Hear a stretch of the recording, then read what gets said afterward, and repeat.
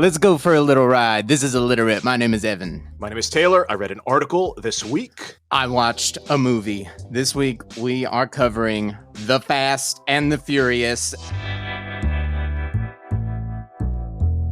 I never thought we would. This is not something I ever imagined we would ever cover. Literature? Written material? Man. This is huge. This is huge. This is one of the biggest franchises you can name. It is the seventh highest grossing ever. It's astronomical. Which I saw places it between the countries of Togo and Montenegro for gross domestic product. I love that juxtaposition. Good Lord. I'm really excited to really open this up because I think this is a franchise that it has morphed and changed and grown over. It is now 20 years old, and it is a different thing now than when it started. And so this is a wonderful opportunity to open this up and really talk about how this came to be and how in the world it has gotten to where it is now. We'll talk about some car culture. That's what draws people in. Drew me in. That was my thing. I loved it as a kid. All that stuff. But also how it changed, because Fast Five, which interestingly was the first favorably reviewed film in the franchise, there's only one actual race in that one. And I think it's circumstantial to the escape of, it's not... Right. It's changed. It's changed what it's about. Yeah. But the other thing that ties it in and what keeps the people coming back is family. Mm-hmm. And it's said over and over. It's been there from again. The beginning. I'm happy for it to have morphed and turned into a different thing. It's more of an action adventure thing now. It is honing in on themes that were present from the very beginning. Those are lines in the original film, and I'm glad that they're carrying through and kind of directing where this is going, even if it has gone to the moon. I don't, what. So we'll see if where those thematics fit in over time and even from the source material. And I'll post a link in our show notes. Please check out our show notes. Please. Of a supercut video where someone put all the times that the word family is used over the saga, and it's quite a hilarious montage. No. That's beautiful. So let's just hop into the thing I read, the original article, which was written by a guy, Ken Lee, 25 years old at the time. He's in New York City, not Los Angeles, Southern California, where the first one takes place. In what year? So 1998 is when the article comes out. Gotcha. It's called Racer X, and so he had witnessed the theft of a car from the front of a tuner shop in Queens and became interested in this world. So notice how a theft is his entryway in. He reports on it. He's a reporter for the New York Daily News, which is more of a square, family-friendly paper. And so he puts a piece about it. But the real piece, he freelanced to Vibe, which has more of the illegal aspects. And the reason he did the story here, New York City, versus learning about it and then going to LA or something, owning a car in New York is insane, he says. Right. Ken, he still doesn't own one. So it's even more underground. It's more of a fascinating part of this world. Interesting. Because you're really stretching it. And so the article, he follows this 30-year-old guy, Rafael Estevez, around Washington Heights. In the Heights, how we could have had two of the exact same place week after week. Of course, various other neighborhoods, makeshift tracks, doing this at night. Illegal. We dare to not mention that. None of this is allowed. Yeah, racing on a public road's not like a thing you can or should ever do. So, right. So he's following illegal activities. Estevez, interestingly, some stuff I pulled from the article, more of an income than a regular job. He was like, for 4 years, I lived off of racing every night after 10 o'clock, switched up the places, made $4 or $5 grand a week. Wow. Didn't have a job, didn't need one. Crazy. It's mostly gambling for who would win. Absolutely. It's not so much you get my car, like Hot Wheels trading. Right. Which is in the movie somewhat. Right. That wasn't as much. And the money... A lot of it, unfortunately, there would be a lot of drug dealers who'd come out with money that they would put into their cars, not knowing anything. And then this guy Estevez, he'd have his fixer-upper and, make money because they see this imported car that they think, oh, that's not a muscle car. That's not. So that's part of the culture as well, which we'll get into when that comes up. Right. I just had to look into Ken Lee, the guy who wrote it. But, you usually think, well, is he having millions of dollars in Beverly Hills does he somewhere? have any stake in did he write it? Franchise at all? I mean, I don't know what the credits came down to the original film, but is it credited? I mean, does he have any stake in this? He has a technical credit for the first film. So what happened was Universal gave him a bunch of money up front and then more for every year that they're optioning it, because it didn't come out until 2001. Mm-hmm. And then when they moved forward on it, he got another 6-figure lump payment. Gotcha. And he did help the screenwriters, of which there were 4 for the first one, Right. research elements. But the beyond, so this is a part of it, is the multicultural mix of street racers. Yes. But basically none of the original article made it into the first film, Right. except for those elements. What I was picking up on in the story that you were laying down, it was the fascinating idea that somebody could live in this world and support themselves in this world. I can see where they started to hone in on what was really fascinating about this and what they could bring to the screen. It almost sounds like Batman, waiting for the sun to go down and making enough money every week that you don't need a job. This is the world you're living in. When it's dangerous because it's illegal. Yes. That instantly starts sounding very cinematic. Yes. So speaking of the illegal cinematic stuff, so what's interesting with Lee is the plot of the movie is closer to what he was trying to write with the article, because he wanted to uncover some car theft ring in his research. Really? But then nothing. So he edited all those kind of whimsies out. And then they took the article, which has nothing to do with a theft ring. And, even and put later a crime plot in the middle of it. Yeah. And made a movie about that. So that's interesting. That's really interesting. That's really fascinating that he felt that he was onto something, takes it out, and it ends up just becoming about the scene that is happening out on the streets of New York and LA and those types of things. And then lo and behold, it gets optioned. And now the filmmakers are trying to pigeonhole that into the center of the plot of Crime Ring. And then I found a funny literary tidbit. So one of the first cars that ever appears in literature is in the children's story, The Wind in the Willows, with Toad and Ratty and Mole. This came out in 1908, which is the year that Henry Ford produced the Model T. And what's funny about it is it's also the first car theft in literature, because Toad says, "Oh, there cannot be any harm in only just looking at it. I wonder if it starts easily." And then no, Toad, no. So the first car is also stolen in the same story from the beginning. From the beginning, yeah. So here's where the film comes in then, and I know you know more about this.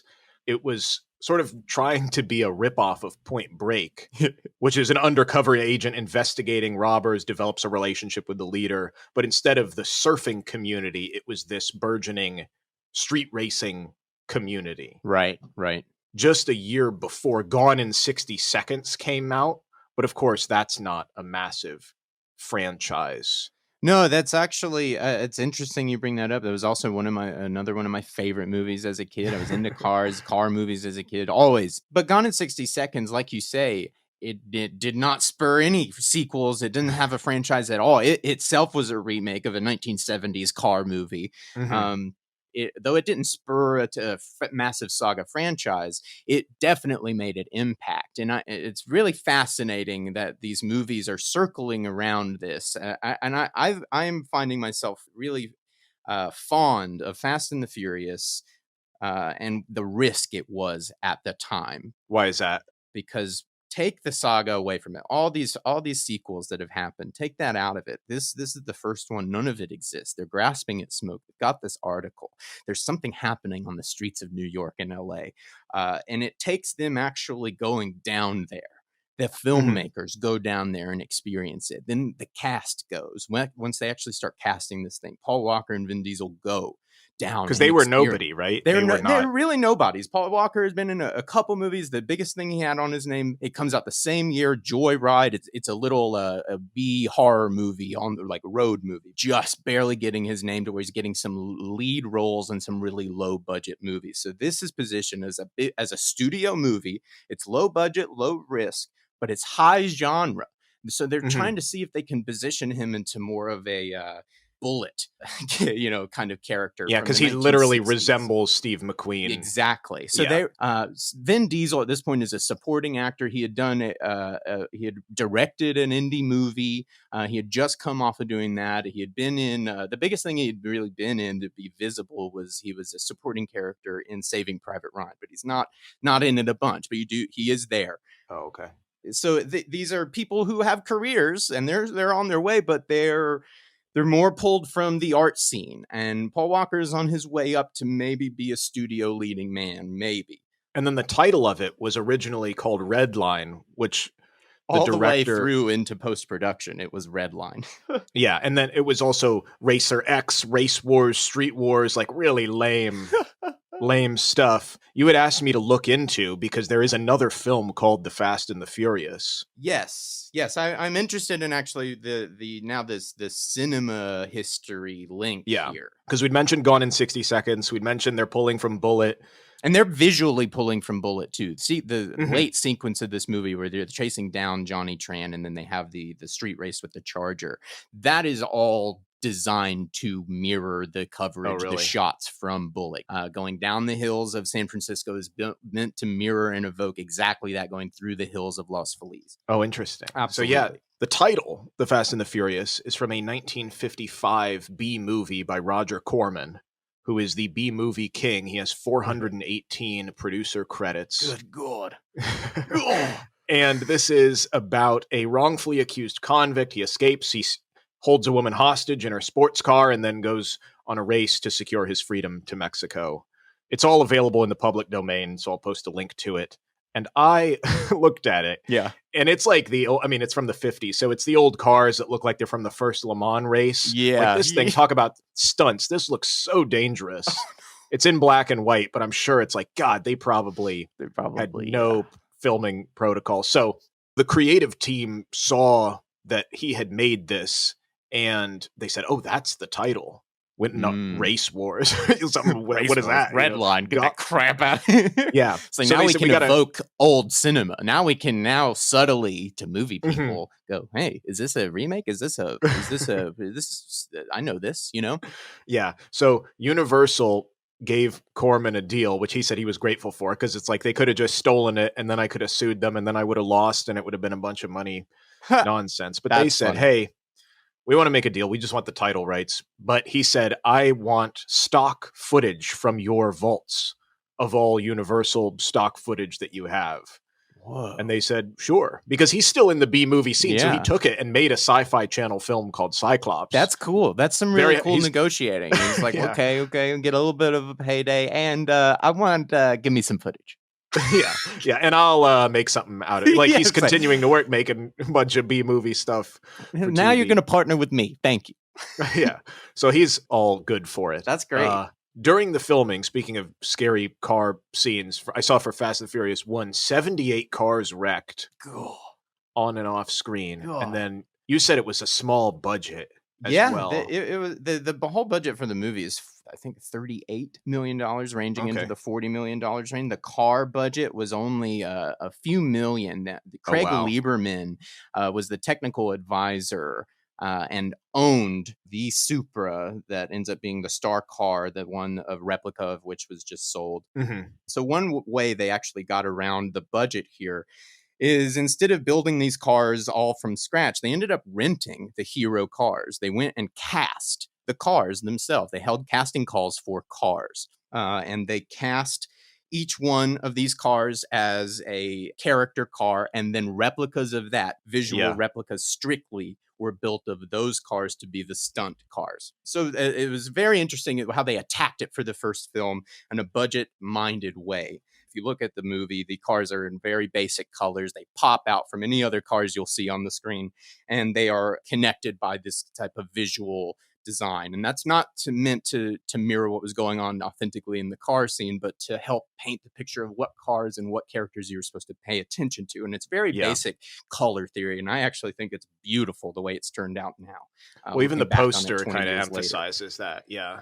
It's its own unique thing. And as far as the first film, Vin Diesel, and most people probably were like, oh, this is, a hot summer thing. It's one and done. Like it can stand on its own as a piece about street racing. And then lo and behold, we're on F9, which is literally the least amount you can make it and still have the title be understandable. Like this series, this franchise is the microcosm to look at of like how titles have been contorted in the last 20 years and how we got to there was that phase where one word titles were just everything. And I feel like this has gone through all the hallmarks of what we've wanted to do with titles. Because the second one was Too Fast, Too Furious, which also Vin Diesel is not in because he said, "Oh, I'm not going to do that." And then Rob Cohen, the director, they both went and did Triple X, which was successful and similar in style. I mean, very, very similar in style. That honestly had more of the tone and feel, but similar in style to the newer ones, which is like maybe they were definitely, 5 maybe steps they were ahead of the game. Yeah. And then for the third one,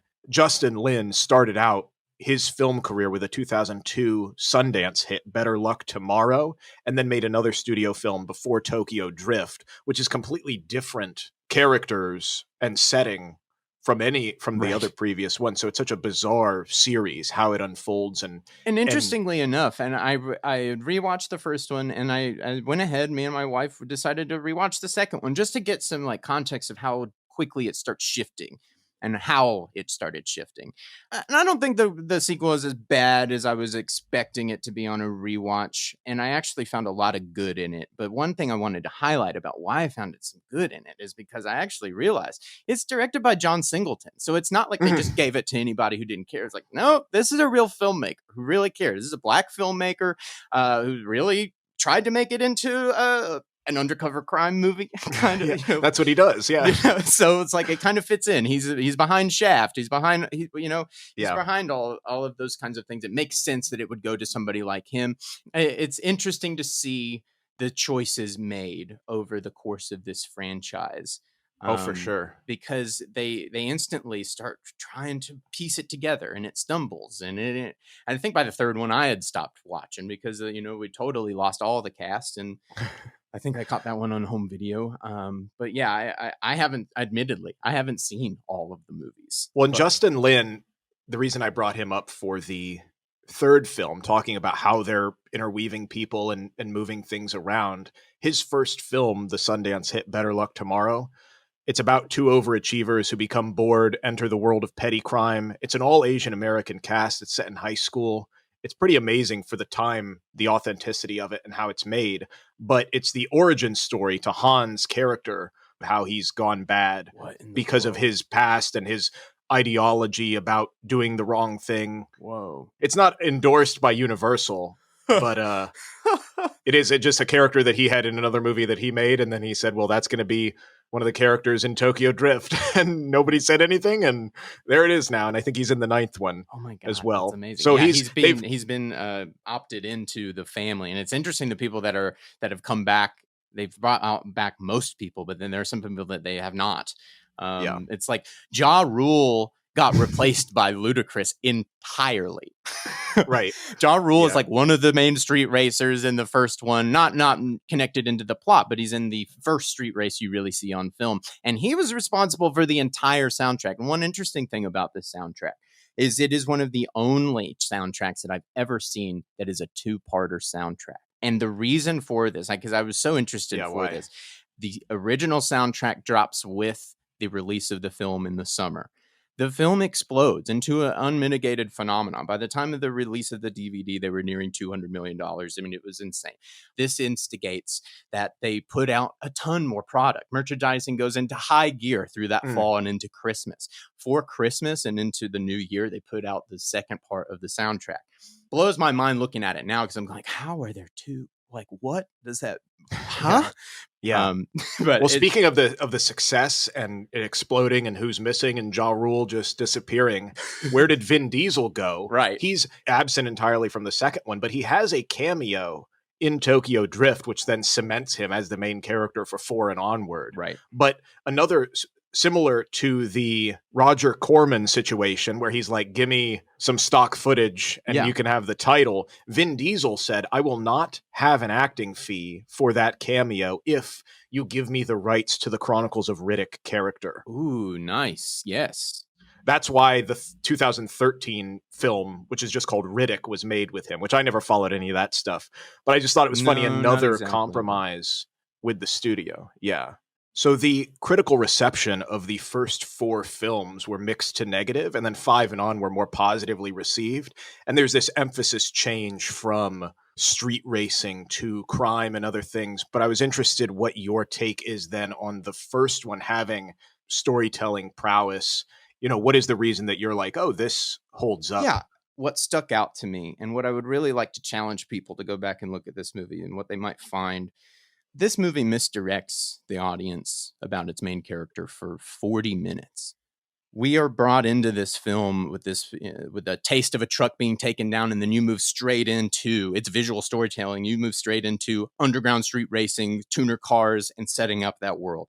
40 minutes in, you get a hard turn when it's revealed that Paul Walker, the main character, Brian O'Connor, is an FBI agent working undercover to try to get to the center of what is going on with these trucks, because the FBI and the police have honed in that they think they have to be connected with the import tuner street racing scene. So they've sent Brian O'Connor underground to get inundated with Dom Toretto, the biggest street racer they know is at the center of all the illegal activity going on down there, to try to crack this case before things get out of hand. I think that misdirecting the audience for 40 minutes about who Brian O'Connor is a level of filmmaking that the rest of the series does not attain again. I haven't seen every movie, I admit, but I really wanted to focus in on the original because I think the original sets apart. When you go back to visit this movie, I really implore you to look at it on its own, because I think it is really special, and it should be seen as, I think, a classic. Well, it's interesting that it continues with crime, and then that changes to heists and spy stuff and God knows what else. But that we're saying, oh, this is a new untested film. There's been movies about cars. People know about cars, but this particular street racing stuff. This import tuner stuff. Yeah, exactly. Taking these Honda Civics and... yeah, exactly. So the thing I saw, which you clued me into, imports to the US, this has been going on in Japan. They're not imports there. They're just there. So there is a series, which is a manga and an anime series called Initial D. And then if you're in the US, it's on Hulu, the anime series. 48-volume manga from 95 to 2013. It is about a high schooler who is a delivery driver, and he learns about this world of street racing. Are you serious? It ran that long? Yeah. Oh my God. Because I knew it was 90s, but I was assuming it wrapped up by mid 2000s. Well, it was amazing. It was a syndicated, manga comic series. It's amazing. And what's interesting and different about this street racing is it's done in the mountain passes outside the city. It's a particular type of street racing called toge, which means pass in Japanese. Ooh, and the particular style is drifting, which is hence the Tokyo Drift. That's where that part sort of it comes from.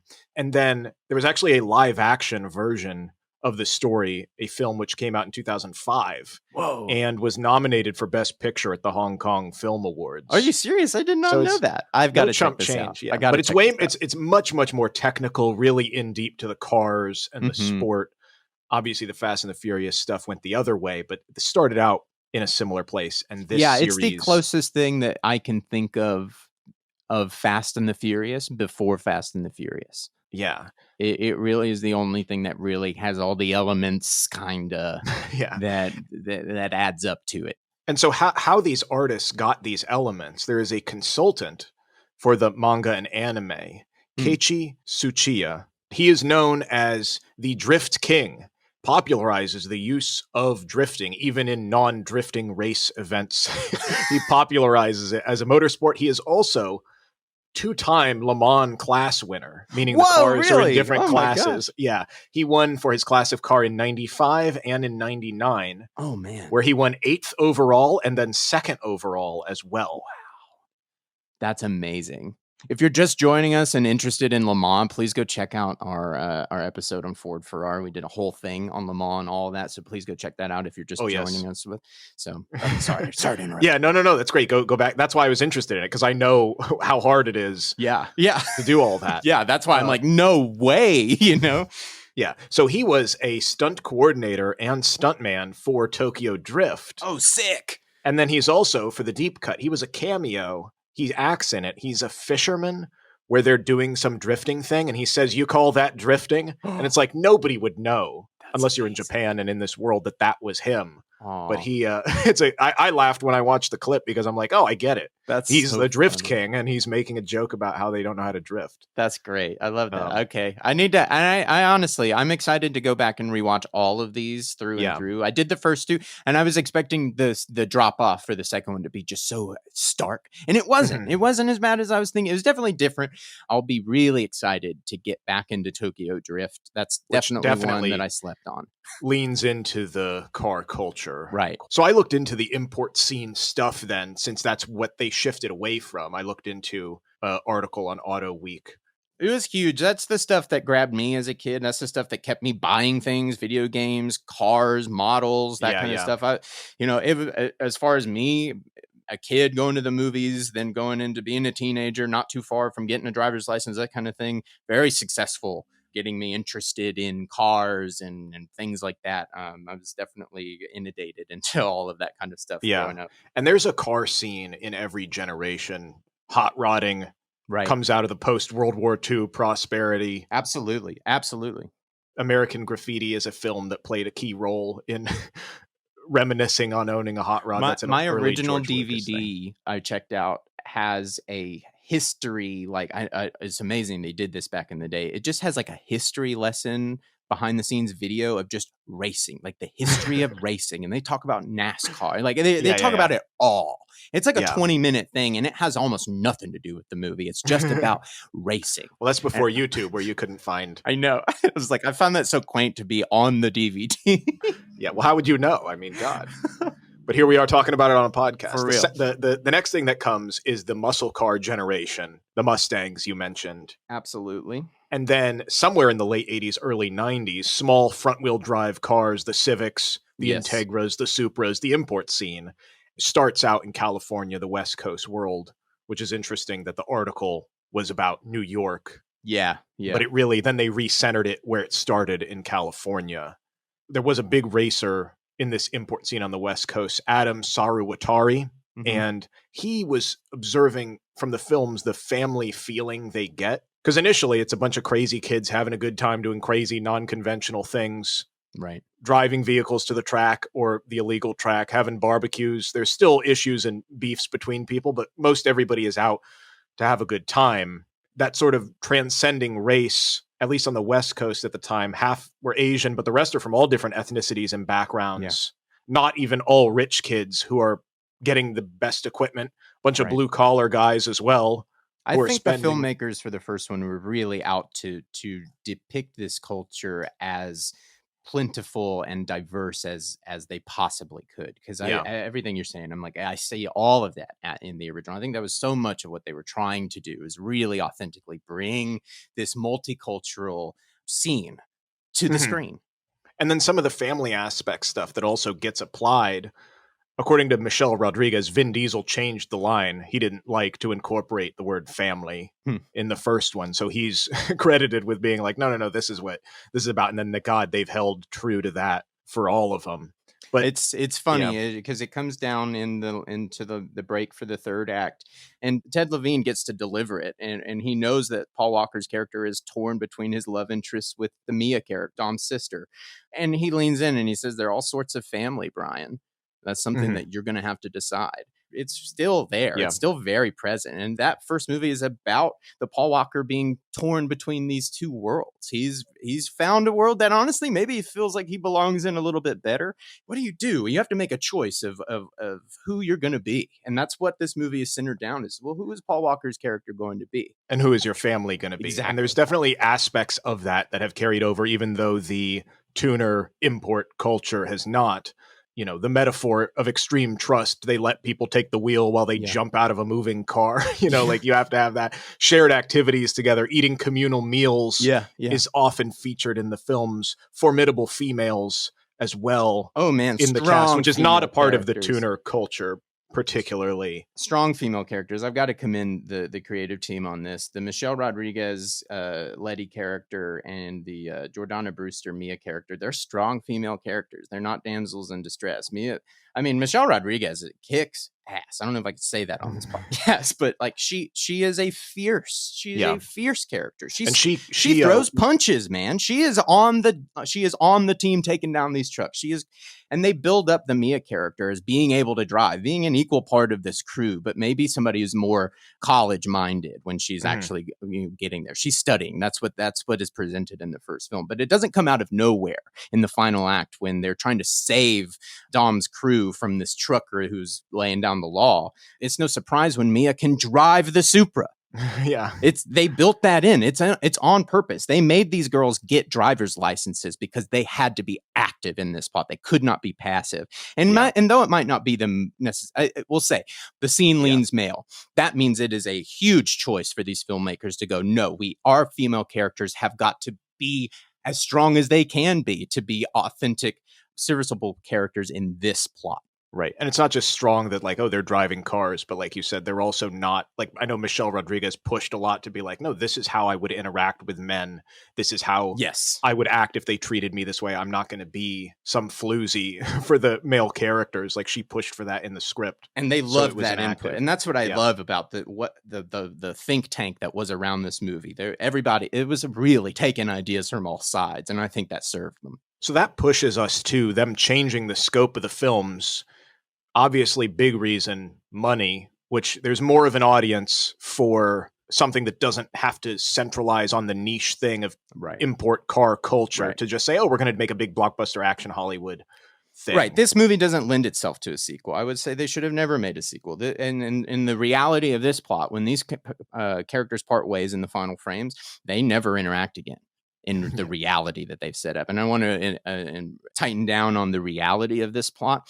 Compared to what the movies are now, nothing in this film happens that probably couldn't happen in real life. The most outrageous thing that happens in this film is a Honda Civic going under a truck. And they still did it for real. But you can't do that in real life. You can't do it in real life. They did have to modify those trucks to put them up about 6 inches. But after everybody saw it, they were like, "Can I ever attempt to do that?" It's not, but they did at least do it for real. It's not CG, and that is the most outrageous thing that they put on screen. Well, yeah. And then speaking of the tuner culture, like not only is it waning in popularity, but also we'd be remiss to say again, it's illegal. Like all of it. So to propagate that in a 9-part series to say, hey, let's have illegal street racing where people buy the video game. Here's some Hot Wheels, kids. No. So I think that can you wait to get your driver's license and wrap yourself around a pole? It's the money of a broad audience, but it's also the fact that, over time you cannot endorse. So that kind of made me think like, to round this out, kids don't do this. Like this is why it's now which heists are also illegal. Now it's so about the spectacle that it can't be mistaken for anything else. The first film is it really flirts with being very real, and because it's based on an article that really happened. These are real people. Yeah, it's not by mistake that they've moved into the spectacle realm. And I think there's a place for that. It's obviously successful. People love it. People are excited for it. I'm jazzed that 20 years later people are excited to go see this. So hey. But they already got 10 and 11 ready. Oh, in the barrel, baby. I can't wait to see what the title will be. I think just 10 is what the 10th is going to be. Just 10? No F. Yeah. Just 10 and Vin Diesel's face, and people know what it is. Yeah, that's all you need. We were thankful. And we were grateful. Well, thank you so much for listening. If you're a huge fan of this, I know my brother and sister-in-law love them for the absurdity. Do you love them for the tuner car stuff? Do you wish there was more racing? Am I wrong? Is the first movie really cheesy and stupid? They have always been that way. I don't know. Come yell at me on Instagram. It's the source. Please reach out to us at ILLITERATEPOD. Do you like these for what they've changed, or do you wish there was more racing? Let us know. Yeah, what do you like about these things? It's interesting that this family thread has become the goalpost for this whole thing. So I'm interested to know what people think about them, because I'm more caught up in the first one. I'm like, wait, what are these? What are these? So get in touch with us. At ILLITERATEPOD on Instagram, and we will catch you next week.